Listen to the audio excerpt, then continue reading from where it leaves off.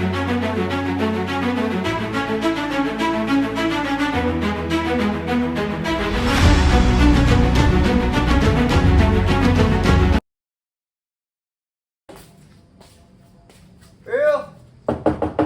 apa Wil? Wait, masuk. Masuk ya. Masuk. Wil.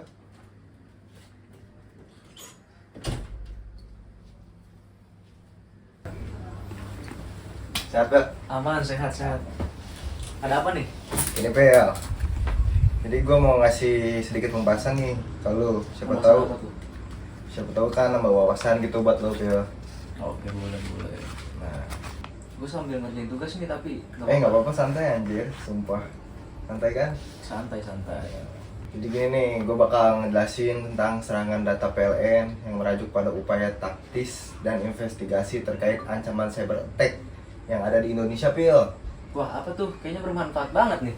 Nah, jadi gini nih, awalnya nih pentingnya data PLN itu, PLN mengelola data sensitif seperti informasi pelanggan, sistem distribusi listrik, dan dokumen strategis. Nah, pelanggaran terhadap data ini bisa menyebabkan gangguan besar pada layanan, penurunan kepercayaan publik, hingga kerugian ekonomi. Contoh kasus nyatanya apa, Bang? Jadi gini nih, misalnya serangan ransomware atau pembobolan data pelanggan PLN pada 2023 yang menyebabkan kebocoran informasi pribadi jutaan pelanggan di dark web. Serangan ini memengaruhi reputasi PLN sekaligus menunjukkan adanya celah keamanan. Waduh, bahaya juga ya, Bang. Berdampak gimana tuh, Bang, terhadap sosial ekonomi? Gangguan layanan listrik ini akibat serangan cyber dapat merugikan sektor bisnis, industri, dan pelayanan publik yang sangat bergantung pada listrik. Kejadian ini juga menunjukkan bagaimana organisasi besar dapat menjadikan sasaran empuk nih buat pertahanan cyber yang lemah. Terus serangan terhadap data PLN adalah pengingat bahwa ancaman cyber dapat menyerang kapan saja dan dampaknya meluas dari gangguan operasional hingga ke pencemaran publik. Oh, gitu. Terus teknik apa sih, Bang, yang bisa dilakuin? Biasanya tuh ada phishing, ada ransomware, ada explosion of vulnerabilities, dan yang terakhir ada distribute denial of service. Nah, yang pertama itu phishing. Tahu nggak lo phishing apa? Apa tuh? Phishing itu, jadi tuh karyawan PLN itu dikirim email palsu, bukan hanya email aja, di WA, pokoknya yang berbasis link tautan tuh. Biasanya kalau misal lu masukin linknya, itu lu bisa hilang daya itu lu kredensial lu atau informasi login juga bisa kemungkinan bisa nyuri. Terus serangan ini juga bisa berhasil nih karena kurangnya kesadaran para karyawan terhadap ancaman cyber. Terus ada ransomware nih yang kedua. Ransomware ini jadi malware yang mengenkripsi data. Jadi si penyerang itu meminta tebusan biaya dalam bentuk mata uang kripto agar data tersebut dapat didekripsi dan diakses dikembalikan. Jika tebusan tidak dibayar, data bisa tetap terkunci atau bahkan dihapus. Terus yang ketiga ada exploitation of vulnerabilities, yang dimana penyerang memanfaatkan kerentanan atau celahan keamanan pada perangkat lunak yang belum diketahui atau belum diperbaiki oleh pengembangnya. Terus dan yang terakhir ada distribute denial of service atau disebut dengan DDoS, yang dimana membanjiri server PLN dengan lalu lintas palsu sehingga sistem melambat atau lumpuh. Jadi pihak PLN tuh harus lebih waspada nih sebenarnya nih di luar sana nih dengan serangan cyber. Si penyerang itu kok nggak ada kerjaan banget ya? Kayak selain nge-hack gitu, emang keuntungannya apa kalau nge-hack? Tentu pasti ada sih keuntungan mereka, yang dimana mereka itu mau mencapai target nih, yang dimana ada keuntungan finansial nih tentunya nih mereka yang dapat. Ada spionage, ada sabotase. Dah, 3 itu doang. Yang pertama, gue jelasin lebih rinci ya tentang keuntungan finansial. Jadi, contohnya itu menjual data pelanggan. Jadi, data pelanggan PLN seperti identitas, alamat, atau informasi pembayaran memiliki nilai tinggi di pasar gelap. Aduh, bahaya banget tuh ya. Terus ada spionage, yang dimana serangan yang dilakukan oleh aktor negara atau pihak tertentu untuk mencuri informasi strategis dari PLN. Tujuannya itu memperoleh data terkait infrastruktur kelistrikan nasional, menggunakan informasi ini untuk melemahkan sektor energi Indonesia yang dapat berdampak pada keamanan nasional atau daya saing ekonomi. Terus yang terakhir itu ada sabotase ya. Wah, kayak teroris tuh bang. Sabotase. Terus ini sabotase ini tuh, penyerang ini tuh bertujuan untuk merusak atau mengganggu sistem kelistrikan nasional. Contohnya memastikan pembangkit listrik nih, bahaya juga nih ya. Bahaya tuh. Mengganggu distribusi listrik di wilayah strategis. Terus gimana sih bang dampak apa ya untuk mencegah itu semua tuh biar nggak terjadi gitu bang? Jadi yang langkah pertamanya itu peningkatan infrastruktur keamanan, kedua data encryption, yang ketiga intrusion detection and prevention system. Nah, cuma 3 doang nih. Yang pertama tadi peningkatan infrastruktur keamanan. Biasanya itu generation firewall, yaitu menyaring lalu lintas berbahaya dan melindungi sistem jaringan PLN. Terus yang kedua ada data encryption, yang dimana mengamankan data pelanggan dan dokumen penting agar tidak dapat diakses oleh pihak luar tanpa izin. Terus yang ketiga ada intrusion detection and prevention system, sistem otomatis yang mendeteksi aktivitas mencurigakan dan menghentikan sebelum terjadi kerusakan. Nah, oh iya, lupa gua ada yang terakhir nih. Apa tuh? Pemanfaatan artificial intelligence. Itu AI.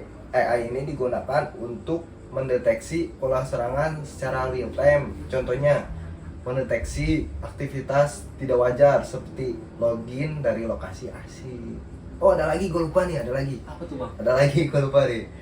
Yang dimana ada pelatihan dan edukasi nih buat karyawan-karyawan PLN nih biasanya nih. Kayak gimana tuh? Yang pertama, simulasi serangan, memberikan pengalaman langsung kepada karyawan untuk menghadapi ancaman seperti phishing. Terus peningkatan kesadaran, memberikan pelatihan rutin nih tentang praktik keamanan digital seperti pembuatan kata sandi yang kuat atau penggunaan autentikasi 2 faktor. Terus ada apa lagi bang? Kolaborasi dengan BSSN dan pihak lain. Biasanya tuh bekerja sama dengan Badan Cyber dan Sandi Negara BSSN untuk meningkatkan kemampuan pertahanan. Hasilnya itu yang didapatkan tuh mengurangi risiko serangan, meningkatkan kecepatan respon terhadap ancaman. Kalau amit-amit nih ya udah terlanjur serang gitu oleh orang yang nggak bertanggung jawab lah. Nah, itu gimana tuh bang? Oh, jadi gini. Pertama, ada identifikasi serangan. Kayak gimana tuh maksudnya? Maksudnya tuh kayak lacak asal serangan. Misalnya dari mana protes akses di sistem tuh, dilacak pokoknya tuh. Terus yang kedua, ada analisis pola log aktivitas jaringan untuk mengetahui bagaimana mereka masuk. Nah, ada lagi nih, isolasi, harus diisolasi sistemnya. Isolasi? Ya, jadi harus putuskan sementara bagian yang terkena serangan agar tidak menyebar ke seluruh jaringan lu misalnya tuh. Terus ada investigasi. Wah, ada lagi nih? Wah, ada dong. Banyak banget. Iya, jadi kita harus menganalisis malware yang digunakan untuk mengetahui cara kerjanya dan menutup celah keamanan. Dan yang terakhir, ada lagi nih Pil, pulihkan data.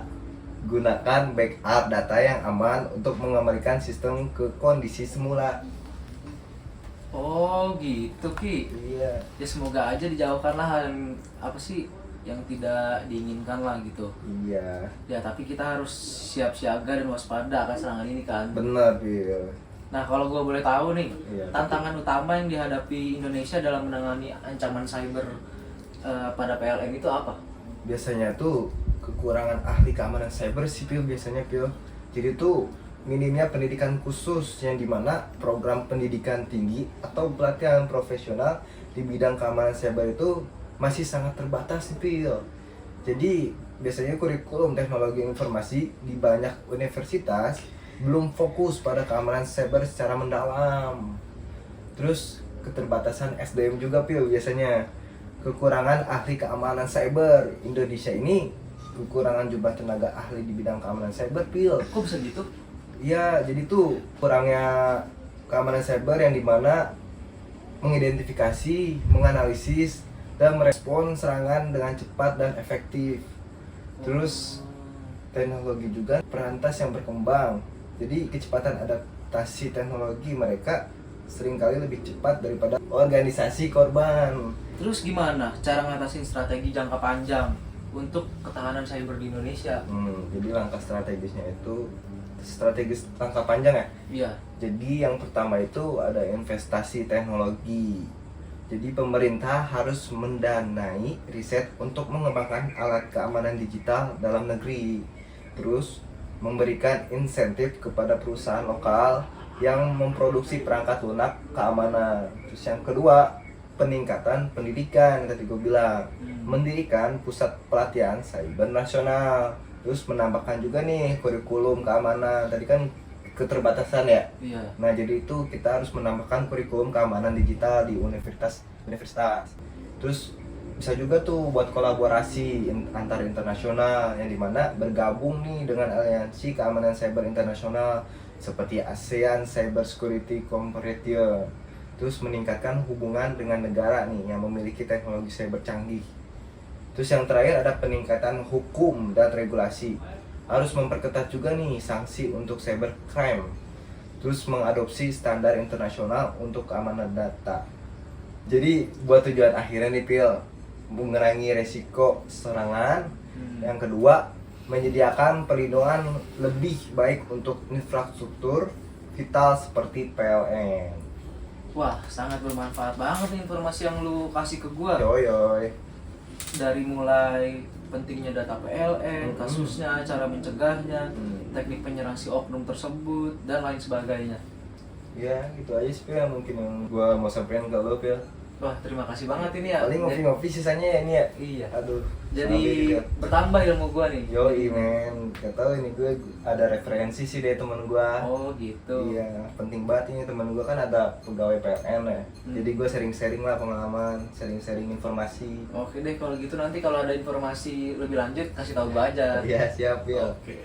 Siap. Jadi kesimpulan yang dibicarakan tadi itu adalah kita harus lebih hati-hati nih tentang serangan cyber di data PLN. Tapi bukan data PLN saja nih yang harus lebih hati-hati. Kalian yang mempunyai data yang menurut kalian penting itu harus berhati-hati agar terhindar dari serangan cyber. Mungkin gitu aja ya pembahasan hari ini. Dadah, sekian. Assalamualaikum warahmatullahi wabarakatuh.